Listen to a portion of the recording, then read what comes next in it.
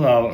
Today I'm going to be talking to you about a recent decision of the U.S. Supreme Court, which was reported by BBC in a news article. Supreme Court rules that immigration raids in LA can continue. This verdict raises serious issues about racial profiling and the rights of immigrant communities. In the talk, I'll tell you what happened and how it can tie to some class concepts like stereotypes, prejudice, discrimination, and just reflect on how it uh, deals with how it affects intercultural communication. In the article, it talks about how the Supreme Court ruled that immigration agents may continue conducting raids in Los Angeles, and this policy has direct implications on how law enforcement can interact with immigrant populations.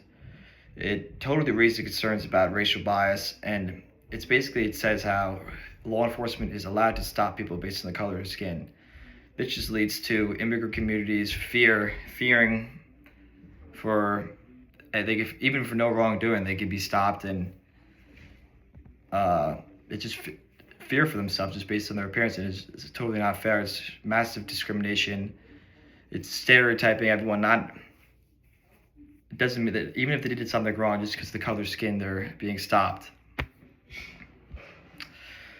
What really strikes me was like how these insane high-level decisions made by these politicians just in fact impact everyday lives for anyone in the immigrant community, knowing that raids may increase fear, not just for those undocumented, but for citizens who just look like immigrants.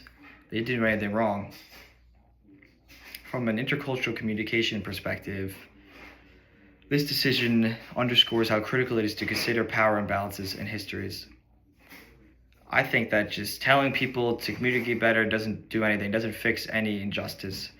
But communities can help. Legal advocates, community leaders, just people that every day, your neighbors, can use outreach, education, and just talking to people to reduce fear. To wrap this up, the BBC article, Supreme Court rules on immigration raids in LA can continue. It just completely spotlights how legal decisions can reshape the lives and experiences of immigrant communities.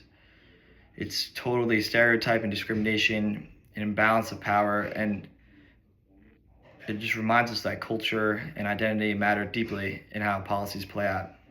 Thanks.